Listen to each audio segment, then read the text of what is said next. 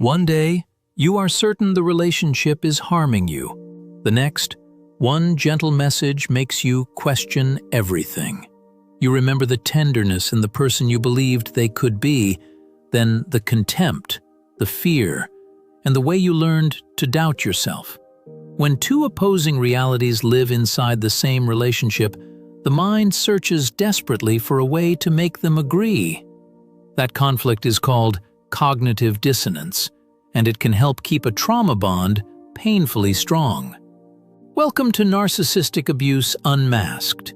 Here, narcissistic describes patterns such as entitlement, exploitation, chronic invalidation, and a lack of mutual accountability.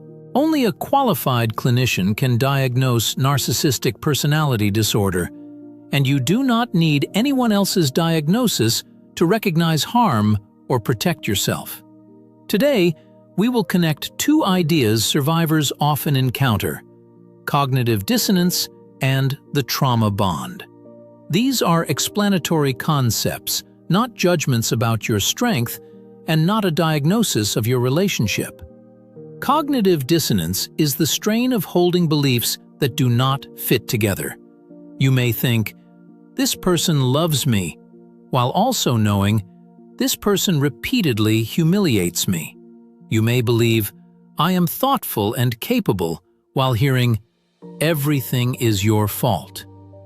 Because that contradiction hurts, the mind looks for relief.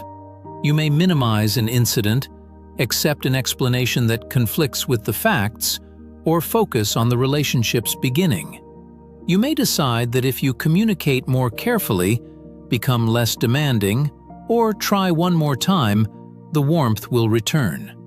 That response is understandable. Acknowledging the full pattern can threaten the attachment, your hopes, your home, your finances, your community, or the future you planned. Confusion can become a way of surviving what feels impossible to resolve. A trauma bond can develop amid a power imbalance and recurring harm, especially when fear or degradation is mixed with unpredictable affection, remorse, or relief. A painful episode creates distress. Then, an apology, loving gesture, or brief return of kindness brings relief that can feel like proof of healing. Because the kindness is unpredictable, you may monitor every mood and chase every sign that the good relationship is coming back. Researchers have described how intermittent maltreatment and differences in power can contribute to attachment after abuse. Cognitive dissonance helps the cycle continue. Each hopeful moment appears to confirm the loving story. Each harmful moment is treated as an exception, a misunderstanding, or something you caused. Over time, you may trust isolated moments more than the overall pattern. This is not being addicted to abuse. It is an attachment shaped by alternating danger and relief, hope and disappointment, connection and withdrawal. When you consider leaving, the dissonance may intensify. You grieve the real harm and the imagined future at the same time. Fear, financial dependence, children, disability, isolation, or threats may also limit your choices. The abusive person may suddenly become attentive, make dramatic promises, or evoke a crisis that restores your role as rescuer. None of this means you secretly wanted mistreatment. It means the bond has emotional and practical layers. Survivors are not weak or naive for struggling. They may be responding to conditioning, danger, responsibility, and the very human wish to recover the relationship they believed was real. Breaking the bond begins by reducing confusion, not by shaming yourself. If it is safe, record significant incidents while they are fresh. What happened, what was said, how you felt, and what followed. Read it as a pattern, not as isolated highs and lows.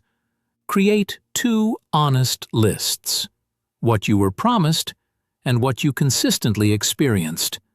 Ask, do apologies lead to sustained accountability or only to another reset? Judge change by stable behavior over time, not by urgency, tears, gifts, declarations, or a few peaceful days. Reconnecting with one trustworthy person can also challenge the isolation on which confusion thrives. A trauma-informed therapist or advocate can help you reality test without pressure. If reducing contact is safe and practical, distance may help you settle. When contact is unavoidable, brief, factual, documented communication can reduce opportunities for circular arguments. If leaving could increase danger, do not announce plans impulsively.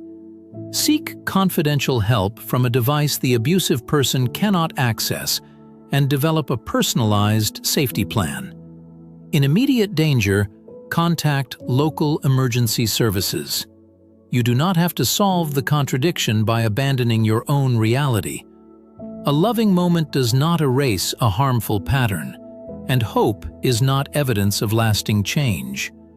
Clarity grows when you trust consistent actions, your body's signals, and the record of your experience.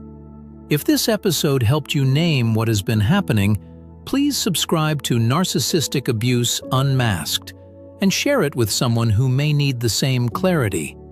You are not weak for having bonded. You are learning to choose consistency over confusion, and healing is possible.